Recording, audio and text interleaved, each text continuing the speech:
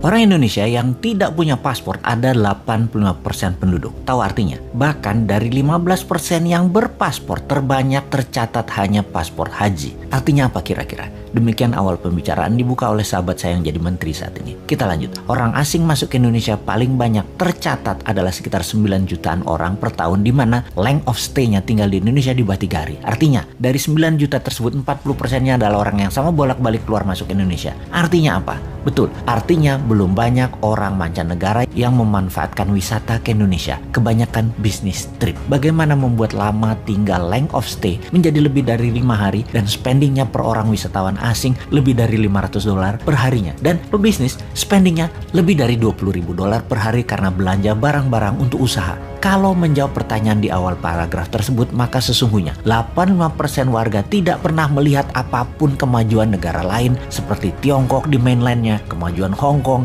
Singapura, Dubai, London, New York. Itu baru sisi kotanya. Belum lagi dari sisi wilayah industri dan usahanya. Pusat bisnis hulu, heavy industry, high-tech industry, digital IT industry, Silicon Valley, military industrial complex, farmasi industrial complex, food estate, dan lain sebagainya. Juga dapat dipastikan buku yang dibaca, informasi yang diterima sebatas kulit dan covernya saja. Ditambah lagi pasti tidak pernah berjumpa kaum bilioner properti atau properti mogul, whaler, bilioner Wall Street, venture kapitalis, bilioner entertainment, bilioner sport, bilioner heavy industry, bilioner food industry, precious metal bilioner, dan ratusan bilioner dari berbagai bidang usaha. Karya-karya kekinian, biomedical, RNA, dan DNA engineering, teknologi radar dan satelit, HARP, mesin perubah cuaca, nuklir, reaktor non-uranium, plus bursa-bursa pusat perdagangan bahan baku, mineral, kimia, persenjataan makanan, dan ribuan industri hulu lainnya. Karena itu, kalau New Mind mendapat mandat, maka dalam 5 tahun pertama ini, tahun terpenting untuk bisa membuat 10 juta orang lebih untuk belajar ke seluruh dunia dibayari negara. Di awalnya kirim 1 juta orang belajar ke Amerika, 1 juta orang belajar ke Tiongkok, dan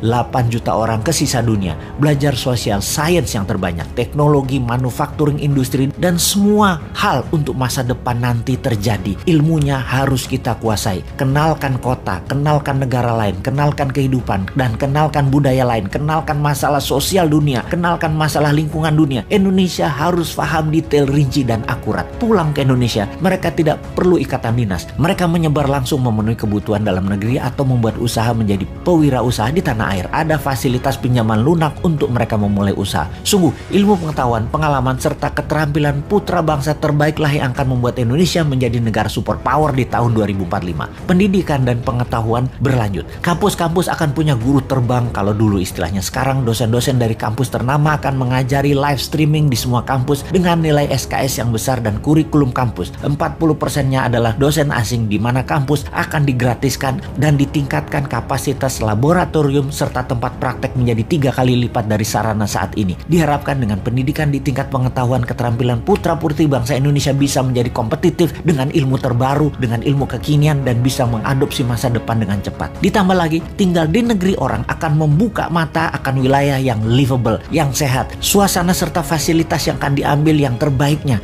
yang akan dicocokkan dengan budaya lokal Indonesia, membuat masa depan eco-living Indonesia adalah yang terbaik di dunia. Setelah membuka wawasan dan menambah ilmu, di mana mereka nanti berkarya sekembalinya ke tanah air. Indonesia akan memiliki 30 kek kawasan ekonomi khusus dengan luas rata-rata 3.000 hektar. Setiap kek akan memfokuskan pada beda-beda produksinya di setiap daerah di mana bisnis tersebut berada. Kita menargetkan setiap kek akan menampung 1 juta populasi, di mana saat ini kita sudah punya kek seperti Jababeka. Jababeka ada 1 juta orang hidup di sana, dan kawasan ekonomi khusus Jababeka GDP per kapitanya saat ini adalah 8 kali GDP per kapita nasional, yaitu $32.000. Indonesia akan punya 30 kek baru disebar di seluruh Indonesia. Ditarget dalam 20 tahun ke depan GDP per kapita kawasan kek mencapai $100.000 per kapitanya. Di kek, pengusaha tidak bayar pajak selama 5 tahun, juga mendapatkan kebebasan pajak free tax hingga 15 tahun untuk produk yang 100% ekspor. Free tax hingga 25 tahun untuk industri dengan tenaga kerja di atas 20.000 orang, dan produknya mayoritas untuk ekspor dengan bahan baku mayoritas dari dalam negeri. Kawasan kek adalah zona produksi, bisnis midstream, dan hilirisasi industri manufaktur. Kawasan di luar kek adalah penghasil atau hulu bahan baku, juga kawasan pasar.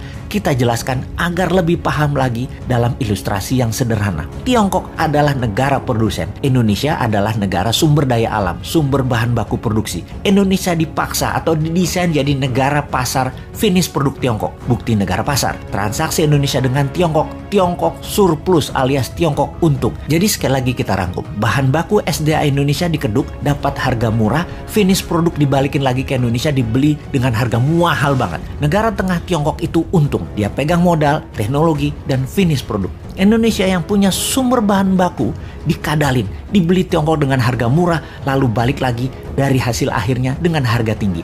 Sudahlah, karena bernegara saat ini geblek dan rakyatnya diganjel pakai info-info buzzer. Jadi nggak paham kalau Tiongkok itu kuasai hulu, mid, dan hilir. Kita yang ambiar. Jadi ke depan kita bagaimana? Ya seperti usulan di awal, buat kawasan ekonomi khusus, pakai printing money pembiayaannya. Kayak zaman Newman nanti adalah bagai Tiongkok yang kita geser ke dalam kawasan. Bahan bakunya dari dalam negeri, dikelola di dalam negeri, hasilnya untuk dalam negeri dan ekspor, itu baru jenius bernegaranya.